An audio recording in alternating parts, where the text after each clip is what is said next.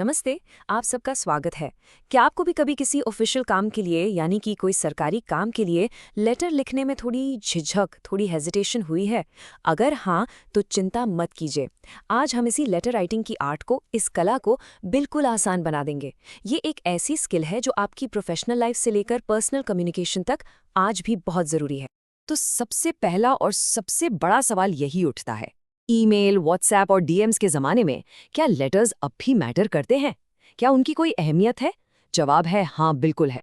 जरा सोचिए, एक जॉब एप्लीकेशन या बैंक को लिखी गई कोई कंप्लेंट, इन जगहों पर एक अच्छे से लिखा हुआ फॉर्मल लेटर आपकी सीरियसनेस और आपकी क्रेडिबिलिटी को दिखाता है। ये बताता है कि आप इस मामले को कितनी गंभीरता से ले रहे हैं। तो चलिए देखते हैं कि आज हम इस सफर में क्या क्या कवर करेंगे। सबसे पहले लेटर्स क्यों जरूरी हैं, फिर फॉर्मल लेटर का पूरा ब्लूप्रिंट यानी उसका फॉर्मेट, उसके बाद इनफॉर्मल लेटर्स लिखने की कला, फिर एक बहुत ही प्रैक्टिकल चीज, जॉब एप्लीकेशन कैसे लिखें, और आखिर में कुछ सुनहरे नियम यानी गोल्डन रूल्स। मेरे साथ बने रहिए और इस सेशन के अंत तक आप एकदम परफेक्ट लेटर लिखने के लिए पूरी तरह से तैयार होंगे। चलिए शुरुआत करते हैं सबसे बुनियादी सवाल से। आखिर ये लेटर्स इतने जरूरी क्यों हैं? इस बात को समझना हमारी फाउंडेशन को, हमारी नींव को मजबूत करेगा। देखिए, लेटर्स को हम मोटा मोटा दो कैटेगरीज में बांट सकते हैं। एक तरफ है फॉर्मल लेटर्स और दूसरी तरफ है इनफॉर्मल लेटर्स। फॉर्मल लेटर्स समझ लीजिए प्रोफेशनल दुनिया का हिस्सा है, जैसे बिजनेस से जुड़ी बातें, ऑफिशियल इन्फॉर्मेशन एक्सचेंज करना या किसी पब्लिक एजेंसी जैसे म्यूनिसिपैलिटी को लिखना। वहीं इनफॉर्मल लेटर्स दिल से जुड़े होते हैं। ये हम अपने दोस्तों और परिवार वालों के लिए लिखते हैं, जहां एहसास जरूरी होते हैं, फॉर्मेट नहीं। अब चलिए फॉर्मल लेटर्स की दुनिया में थोड़ा गहराई से उतरते हैं। ये वो जगह है जहां हर शब्द और हर कॉमा मायने रखता है। यहाँ आपकी प्रोफेशनल इमेज बनती या बिगड़ती है। तो आइए इसके नियम और इसके स्ट्रक्चर को बिल्कुल आसानी से समझते हैं। हर फॉर्मल लेटर की जो बॉडी होती है, उसका जो कंटेंट होता है, वो एक लॉजिकल फ्लो फॉलो करता है। इसे 4 हिस्सों में सोचिए। पहला है इंट्रोडक्शन, जहां आप अपना परिचय देते हैं या किसी पिछली बातचीत का हवाला देते हैं। दूसरा है पर्पस, जहां आप साफ साफ बताते हैं कि आप ये लेटर क्यों लिख रहे हैं। तीसरा है इन्फॉर्मेशन या एक्शन, जहां आप सारी ज़रूरी डिटेल्स देते हैं या बताते हैं कि क्या एक्शन लेना है। और चौथा है कंक्लूजन, जहां आप एक कॉल टू एक्शन देते हैं या आगे मदद ऑफर करते हैं। अच्छा, अब सोचिए कि आप एक लेटर बना रहे हैं, जैसे ब्लॉक्स से कोई चीज़ बनाते हैं। सबसे ऊपर आएगा सेंडर्स डिटेल्स, यानी आपका नाम और पता। उसके ठीक नीचे आएगी डेट।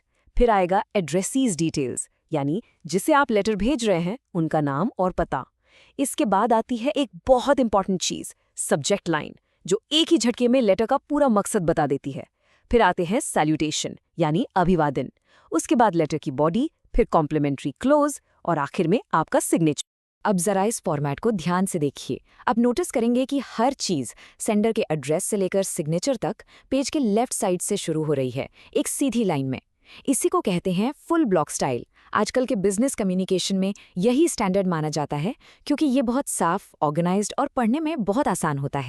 सही सैल्यूटेशन यानी सही तरह से संबोधित करना बहुत ज़रूरी है। इससे रिश्ते का पता चलता है।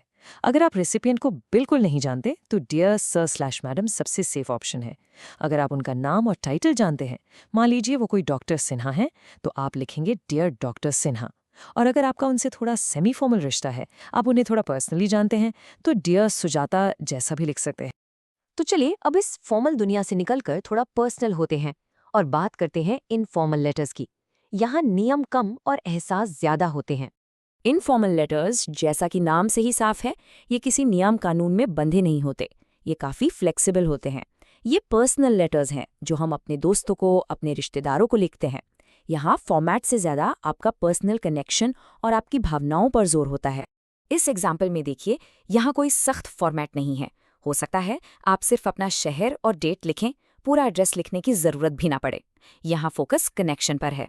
और लेटर के अंत में क्लोजिंग भी कितनी पर्सनल हो सकती है, जैसे योर्स अफेक्शनेटली यानी तुम्हारा स्नेहिल, या विद लव यानी प्यार से। अब आते हैं सबसे प्रैक्टिकल एप्लीकेशन पर, जो आप जैसे स्टूडेंट्स के लिए बहुत काम का है, एक जॉब एप्लीकेशन लिखना। ये भी याद रखिएगा कि ये एक तरह का फॉर्मल लेटर ही है।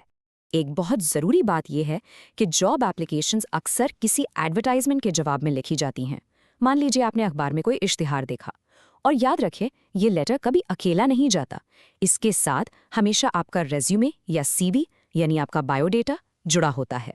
तो ये करिकुलम विटे, जिसे हम सीवी भी कहते हैं, आखिर है क्या? आसान शब्दों में ये 1 या 2 पन्नों पर आपकी पूरी प्रोफेशनल कहानी है। आपकी पढ़ाई, आपकी स्किल्स और आपके अनुभव का एक स्नैपशॉट।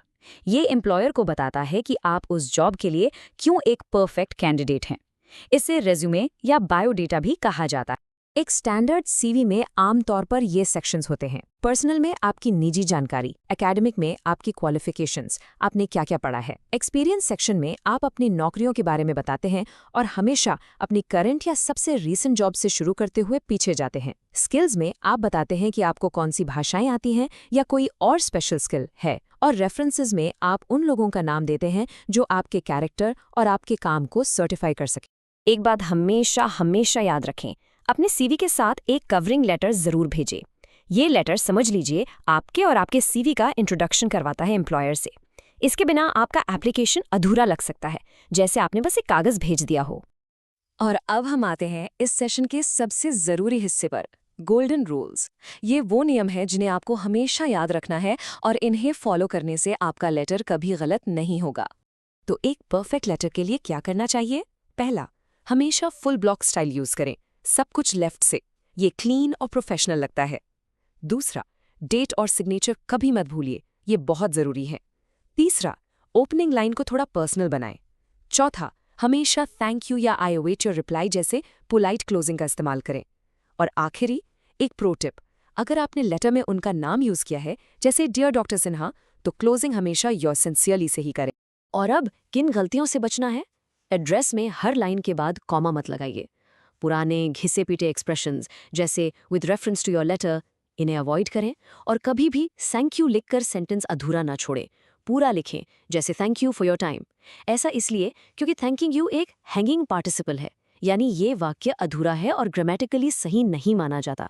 और सबसे ज़रूरी नियम, अगर आपने डियर सर या मैडम से शुरू किया है, तो क्लोजिंग हमेशा योर्स फेथफुली से होगी, सिंसियरली से नहीं। ये एक छोटी सी गलती है जो बहुत अनप्रोफेशनल लगती है। तो अब जब आप सारे नियम जानते हैं, तो 1 मिनट सोचिए, वो पहला फॉर्मल लेटर कौन सा होगा जो आप लिखने का प्लान कर रहे हैं?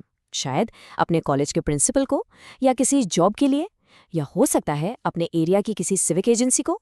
इस नई स्किल को इस्तेमाल करने के अब आपके पास अनंत मौके हैं। ऐसे और कंटेंट के लिए सब्सक्राइब करें। Thank you.